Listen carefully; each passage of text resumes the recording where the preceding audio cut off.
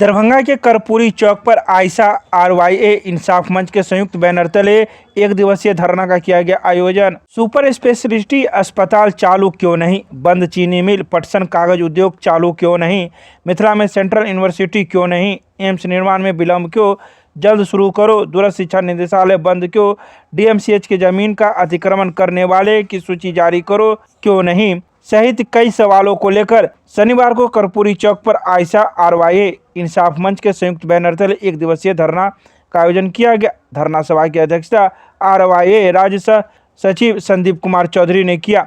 धरना सभा की अध्यक्षता करते हुए संदीप कुमार चौधरी ने कहा कि भाजपा एम्स दरभंगा के आम नागरिकों को गुमराह कर रही है, जबकि सच्चाई ये है कि भाजपा नेता 2 साल से सिर्फ बयानबाजी कर रहे हैं और फोटो खिंचवा रहे हैं।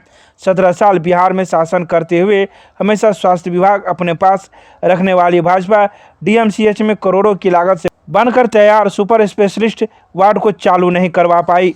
उन्होंने कहा कि 2 करोड़ प्रतिवर्ष रोजगार का वादा करने वाली भाजपा सरकार करोड़ों युवाओं को बेरोजगारी की आग में धकेल रही है और अपना सांप्रदायिक एजेंडा चला रही है। छात्र संगठन आयशा, युवा संगठन इनकलाबी नौजवान सभा आरवाईए और इंसाफ मंच की ओर से स्थायी ऐतिहासिक कर्पूरी चौक पर हम लोग भाजपा से हिसाब दो जवाब दो धरना की मांग कर रहे हैं। दरभंगा की उपेक्षा क्यों, भाजपा हिसाब दो। आप जान रहे हैं कि लगातार भाजपा एम्स के नाम पर दरभंगा के आम नागरिकों को गुमराह करने की कोशिश कर रही है, लेकिन 17 साल से बिहार में भाजपा नीतीश जी की सरकार में थी और अधिकतम समय स्वास्थ्य विभाग भाजपा के पास था, लेकिन डीएमसीएच में बनकर तैयार वर्षों पूर्व सुपर स्पेशलिटी वार्ड आज तक चालू नहीं हो सका। साथ ही साथ एम्स को लेकर के आज तक उन्होंने एक भी ईंटा गिराने का काम नहीं किया, लेकिन दरभंगा वासियों को गुमराह कर रहे हैं।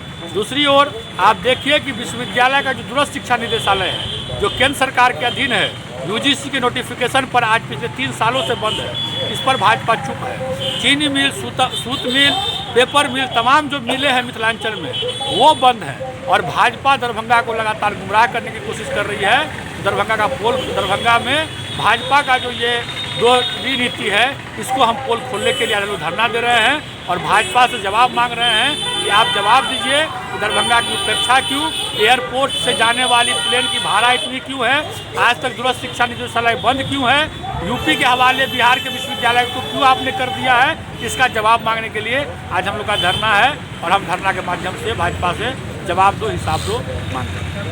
दरभंगा वासियों ने भाजपा को पूरे मन से जो है जिम्मेवारी के साथ जनप्रतिनिधि देते हुए आई है। विगत 4 टर्म यहाँ से सांसद को जिताया गया, भाजपा के सांसद को जिताने का काम यहाँ दरभंगासी के लोग किए हैं। अभी 10 विधानसभा में 7 विधानसभा भाजपा को दिया गया है, दरभंगावासियों ने दिया है, लेकिन इसके बरक्स इसके बदले में दरभंगा वासियों को सिर्फ जुमला ही मिला है।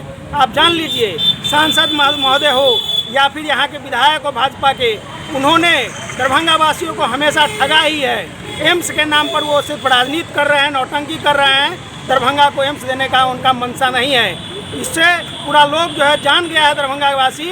और जान लीजिए, रेलवे ओवरब्रिज जो दर्जनों बनना है दरभंगा में, वो आज कल उद्घाटन की बात जोड़ने की बात सांसद महोदय करते रहे हैं, लेकिन आज तक 3 साल होने को है उनका कार्यकाल, आज तक नहीं बना है। तो आप जान लीजिए कि अभी कार्य समिति की बैठक दरभंगा में हो रही है और मिथिलांचल को फोकस किया जा रहा है भाजपा की ओर से। तो हम भाजपाइयों को बता देना चाह रहे हैं कि दरभंगा वासी इस बार 2024 में जो आमसभा चुनाव होना है, उसमें उसके जुमलेबाजी में नहीं फंसेगी और जो पिछले दौर में सांसद को यहाँ जिता करके केंद्र में सरकार बनाने में यहाँ दरभंगावासी मदद करते रहे हैं, इस बार उनके जुमलाबाजी के खिलाफ वोट करेंगे और उनको हराने का काम करेंगे। और हम मांग कर रहे हैं, हिसाब मांग रहे हैं कि आप अविलंब जो है एम्स का निर्माण कराइए, आनाकानी बंद करिए। यही मांग के साथ हम लोग आज कर्पूरी स्थान पर धरना पर बैठे हुए हैं।